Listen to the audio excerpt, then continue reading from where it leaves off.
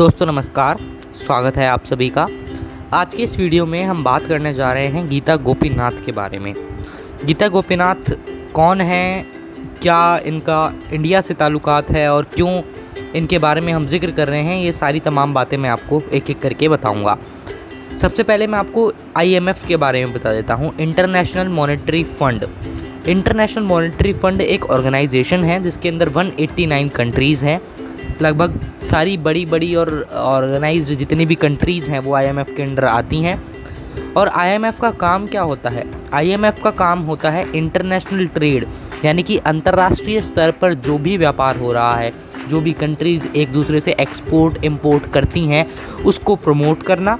दूसरा, stability of monetary बना कर रखना, यानी कि पूरी दुनिया में इंटरनेशनल लेवल पर जो पैसा है उस पैसे को एक स्टेबल तरीके से, जो मनी साइकिल है, आपने इकोनॉमिक्स में, अगर आप इकोनॉमिक्स के स्टूडेंट हैं तो पढ़ा होगा ज़रूर कि किस तरीके से पैसा मार्केट में सर्कुलेट होता है। उस सर्कुलेशन ऑफ मनी को स्टेबल बनाए रखना भी इंटरनेशनल मॉनेटरी फ़ंड का ही काम होता है। तो एक बड़ा ऑर्गेनाइजेशन है, इंटरनेशनल लेवल का फेमस ऑर्गेनाइजेशन है। इस ऑर्गेनाइजेशन की चीफ इकोनॉमिस्ट हैं गीता गोपीनाथ। अब नाम सुन करके आपको लग रहा होगा कि यार इंडिया जैसा कुछ नाम लग रहा है हिंदी का। जी हाँ, आप बिल्कुल सही सोच रहे हैं। गीता गोपीनाथ का इंडिया से एक अच्छा खासा स्ट्रॉन्ग रिलेशन है। IMF का जो हेड क्वार्टर है वो वॉशिंगटन DC में मौजूद है और उसी हेड क्वार्टर में फ़िलहाल गीता गोपीनाथ IMF की चीफ इकोनॉमिस्ट के रूप में नियुक्त हैं। सन 2019 से 1 जनवरी 2019 को में इनकी नियुक्ति कर दी गई थी चीफ इकोनॉमिस्ट ऑफ IMF के रूप में। अब गीता गोपीनाथ के बारे में थोड़ा सा जान लेते हैं। गीता गोपीनाथ का जन्म 8 दिसंबर 1971 यानी कि 8 दिसंबर 1971 में कोलकाता में हुआ। आज इनकी उम्र 48 साल है, यानी कि 48 ईयर्स इनकी एज है। 48 ईयर्स इनकी एज है। एजुकेशन की इनकी बात की जाए तो मैसूर में, साउथ इंडिया के मैसूर में, बेंगलोर में एक जगह है मैसूर जहाँ से टीपू सुल्तान आया करते थे, उसी मैसूर के निर्मला कॉन्वेंट स्कूल से गीता गोपीनाथ ने अपना एलिमेंट्री एजुकेशन और कंप्लीट किया। लाइक 5th तक वहीं से पढ़ी, फिर 12th भी वहीं से किया। उसके बाद जब ग्रेजुएशन की बात आई तो ये देश के अधिकतर बच्चों की तरह इन्होंने भी दिल्ली यूनिवर्सिटी का रुख किया। दिल्ली यूनिवर्सिटी के लेडी श्री राम कॉलेज से बैचलर्स किया इन्होंने, बैचलर्स ऑफ आर्ट्स। उसके बाद मास्टर्स करने के लिए दिल्ली स्कूल ऑफ इकोनॉमिक्स चली गई, वहाँ से इन्होंने इकोनॉमिक्स की डिग्री में मास्टर्स किया।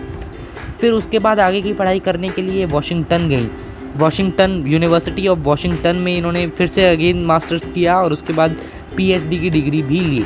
तो अच्छी खासी पढ़ाई इन्होंने, लगभग आप कह सकते हैं 12th के बाद इनका पढ़ाई में लगभग 7-8 साल इन्होंने पढ़ाई में अपने दिए, जो कि एक अच्छा खासा टाइम पीरियड है।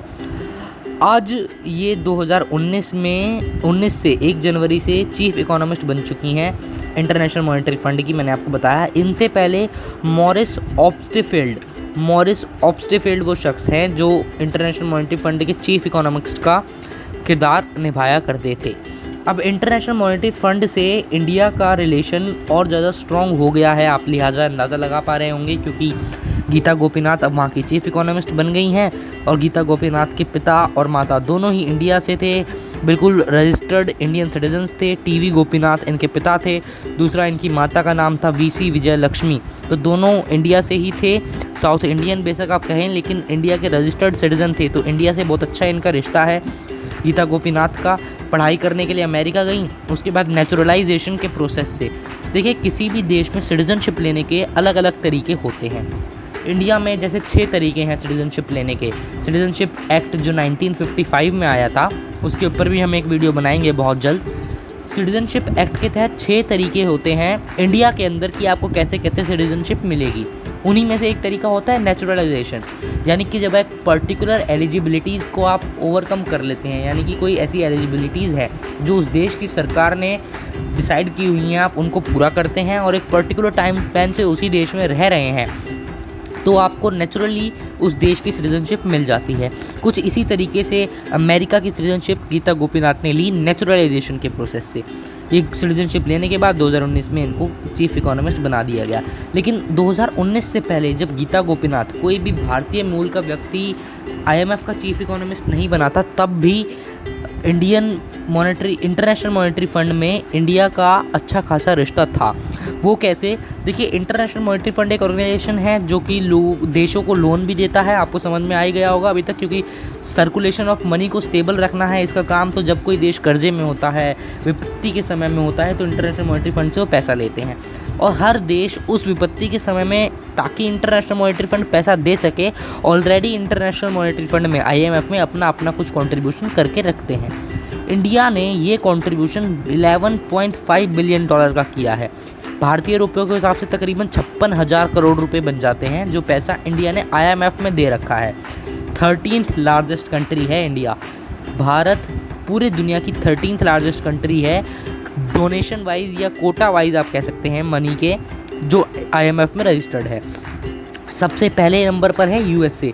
आप अंदाज़ा लगाइए USA ने कितना बड़ा अमाउंट दे रखा है। देखिए, इंडिया ने $11.5 बिलियन दिया है, USA नंबर 1 पर है $164 बिलियन, यानी कि बेहद ज़्यादा, लगभग इंडिया से भी 100 गुना ज़्यादा, 100-150 गुना ज़्यादा अमाउंट USA ने दिया हुआ है। तो USA नंबर 1 पर हो जाता है लिहाजा। खैर, अब गीता गोपीनाथ के बारे में बात कर लेते हैं। तो इन्हें सिटीजनशिप नेचुरलाइजेशन से लिया और आज ये अमेरिका में रहती हैं और इंडिया की एक फेमस पर्सनैलिटी भी हैं। ये इंडिया का, बल्कि एक प्रवासी भारतीय सम्मान होता है। प्रवासी भारतीय सम्मान क्या होता है? प्रवासी का अर्थ होता है जो लोग इंडिया से दूसरे देश में रह रहे हैं। तो इंडिया के लोग जो दूसरे देश में रह रहे हैं, वो लोग जब बाहर जाकर कुछ बहुत बड़ा काम करते हैं या देश का नाम करते हैं, तब प्रवासी भारतीय सम्मान दिया जाता है। गीता गोपीनाथ को भी 2019 में प्रवासी भारतीय सम्मान दिया गया राष्ट्रपति द्वारा, तब जब ये IMF की चीफ इकोनॉमिस्ट डिक्लेयर कर दी गई थी। तो भारत का नाम इन्होंने ऊंचा किया, तो इनको प्रवासी भारतीय सम्मान दिया गया। इनकी पर्सनल लाइफ की बात करूं तो इनके हस्बैंड का नाम है इकबाल सिंह धालीवाल। इकबाल सिंह धालीवाल अपने आप में एक बेहद इंटेलिजेंट व्यक्ति हैं। 1995 बैच के IAS हैं, फर्स्ट रैंक थी इनकी। 1995 में जो UPSC ने IAS की भर्ती करवाई थी, उसमें फर्स्ट रैंक थी इकबाल सिंह धालीवाल की, जो कि आज गीता गोपीनाथ के पति हैं। अब हालांकि इन्होंने अपना IAS का जो इनकी जॉब थी, जो पद था, वो इन्होंने छोड़ दिया है। अब IAS नहीं है ये, इन्होंने रिज़ाइन कर दिया था अपनी जॉब से, विलिंगली रेजिग्नेशन दिया था इन्होंने अपनी जॉब से। और अभी फ़िलहाल ये ऑर्गेनाइजेशन चलाते हैं अमेरिका के अंदर। बेहद सारी NGOs इन्होंने डील किए हुए हैं।